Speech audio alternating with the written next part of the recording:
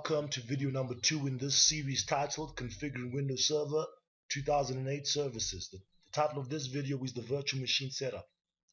The objectives of these videos are to set up and to install our virtual machines, to install guest additions, to configure the initial server setup, and to configure the initial client setup. And along the way, definitely I'll be showing you a few tips and tricks to efficiently utilize your VirtualBox software. I'm your host once again, Simukami Siwa for Varsity College Pretoria, on behalf of the Independent Institute of Education. If you do remember from the previous video, we said that we'll be using this virtual machine layout to implement our test solution. So now it's time to set up these actual virtual machines that we talked about, DC01 and our 2 clients running Windows 7. We will be performing the initial setup. To do that, I'm going to jump over to my desktop and we can get started. Earlier on, we did agree that we'll be using VirtualBox as our software of choice. If you don't have that installed, you can go to the VirtualBox website, and under downloads, you can always get the latest version of VirtualBox. In my case, I'm using the Windows operating system, so I'll come to this link and download. And always make sure that you install the extension pack to add additional features to VirtualBox. So if you don't have this software, I recommend that you go to VirtualBox website and download this software. I had done that prior to the recording of this video, so I've got my VirtualBox installed and set up. So let's go and see how that exactly looks like. As you can see, my VirtualBox has been installed. I've got the shortcut for the Virtual Machine Manager. Okay, and up comes my Virtual Machine Manager. It's a clean installation. I have not installed any machines yet. Okay, and there is my Virtual Machine Manager with no machines installed as yet. Prior to installing my machines, I always want to make sure that I've got an extra drive where I save my ISO images. As you can see there, my ISO images I'll be using my Windows 7 Enterprise and my Windows Server 2008 server. I'd already copied these prior to shooting the video again, and I'll be using these for the installations. I've got my ISO images in place. I've created a folder for my virtual VDIs. This is the location where I'll be storing my virtual VDIs. Okay, so inside this folder, what I'm going to do is this here. I am going to quickly create a new folder called DC01 for my server machine, and I'm going to create a new folder, not a shortcut, a new folder called Win7CLT1 for my virtual machine, for my first client. And I'll make a second folder called New Folder Win7CLT2 for my second Windows 7 client. So this is the location I'm going to save the VDIs of my virtual machines. Okay, I'll go back over to my virtual virtual machine manager. I'm going to create a new machine, and the first machine I'll be creating obviously is the DC01. And this will be running Windows 2008 Server 32-bit. Okay, I click next. My machine has got 8 gig of memory. It's very important that you never utilize more memory than your machine can support. Okay, I'll safely give my machine 1024. That's gigabytes of memory. That'll be enough for my purposes. Okay, I'm creating a new virtual hard disk. I'm gonna create the virtual hard disk. It will be a VDI. I'm gonna click next. It will be dynamically allocated, meaning that it takes space as it grows in size on my physical hard disk. Okay, I'm going to relocate. It's very important in this screen that you redirect your VDI to that location I showed you earlier on. Okay, I'm assuming that your hard drive is partitioned properly. That mine is on virtuals, and inside DC01, this is where I'm going to save my VDI for my server. That's my hard drive image for my server, for my virtual server. I'm going to click next and create my virtual machine. Okay, I am going to do the same. Before I start my DC01, I'm going to create my other 2 virtual machines, Win7CLT1, which is my first Windows client. I'm running a 32-bit operating system. Okay, again, I'll put my memory at 1024. If you don't have A lot of memory, you could put that at 512. 512 will work on the Windows 7 client. Click next. I'm going to create once again a new virtual disk image, dynamically allocated. I'm going to redirect the location of my VDI to my data drive, the virtual machines, save and create. Okay, I'm going to create my last virtual machine, Win7CLT2. Again, I'm running a Windows 7 32 bits. Click next. I still got enough memory, 1024. Click next, create, next, dynamic allocated. Redirect my VDI once again to my virtual drive, CLT2, save and create.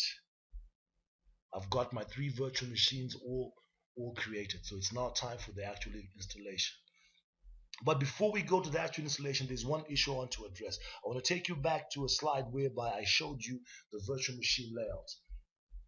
I'm back on the slide that shows us the virtual machine layout. We've created DC01 and our 2 clients, okay? And now we need to make sure that these 3 machines are connected to a virtual switch so that they can communicate and talk to each other, okay? It's very important that you configure your VirtualBox software to achieve this feat properly. I'm going to show you what you must do to enable these 3 machines to communicate as if they were locally connected to a switch, to an internal virtual switch. Okay, to make sure that our machines are connected to a local virtual switch, it's very important. I'm going to click DC01.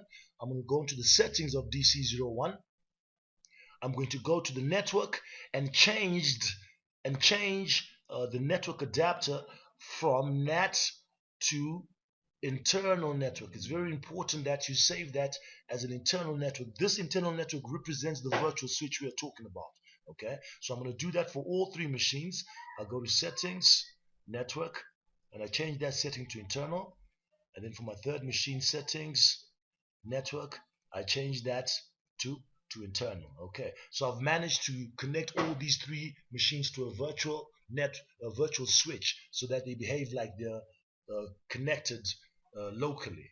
Okay, nice. Time for the actual installation. I'm going to start my DC01. I'm going to browse to my ISO images and I'm going to select Windows 2008 Server 32-bit.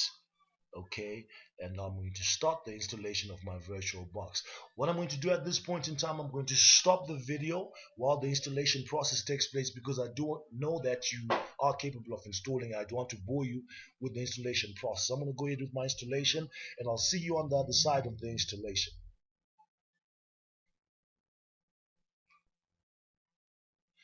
Offline, I've went ahead and installed DC01 and my first Windows 7 client. What I've decided to do is that the second Windows client, we're going to install it using an automated method when we have covered WDS. Okay, I've physically installed the first client, but the second client, I want us to achieve that using WDS so that we understand how to deploy client operating systems using a server available in Windows Server 2008 called the Windows Deployment Services.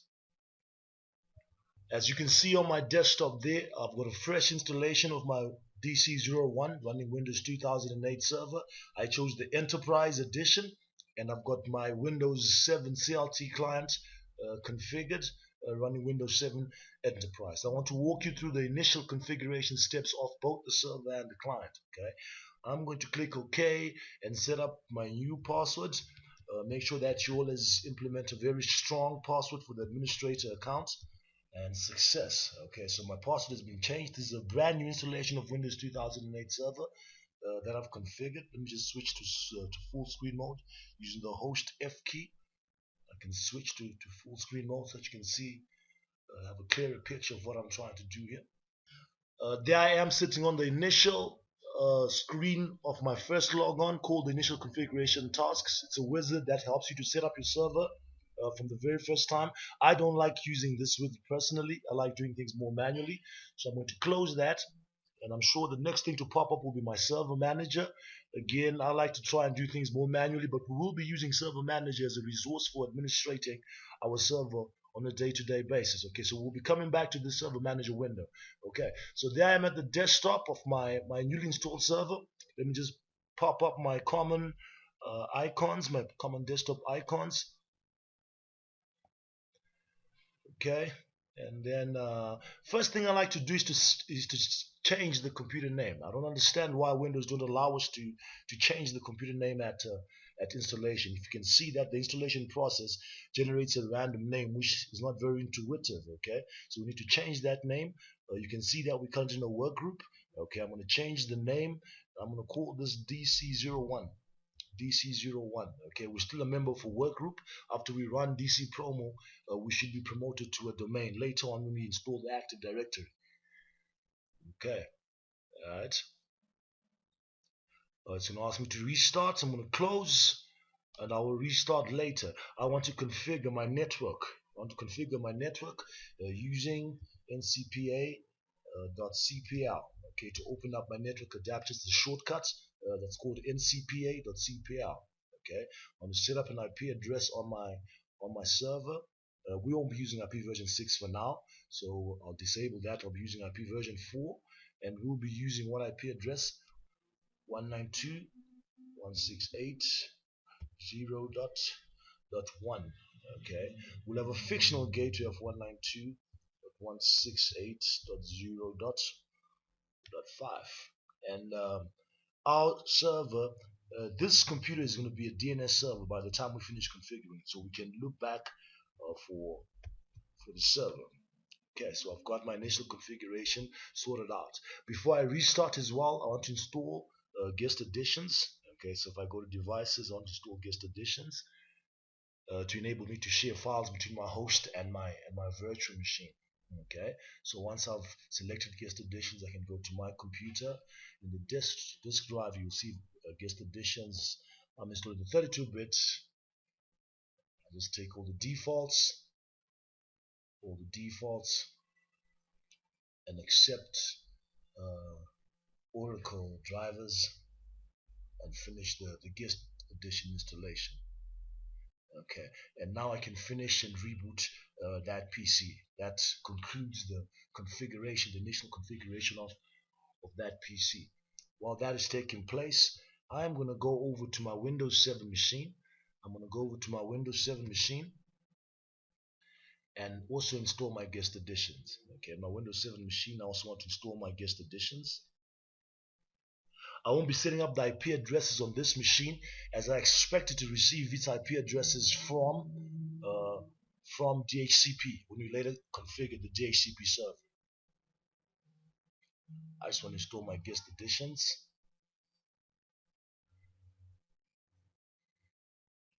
Click next. If you ever need to take a screenshot, here's another trick for VirtualBox. You go to devices, or rather you go to machine, and then say take screenshot. Okay, it'll take a screenshot for you. You just redirect where you want to save. So that's a method of when you're writing your tests and exams and you need to take screenshots. That's a quick method of taking the screenshot of your virtual machine.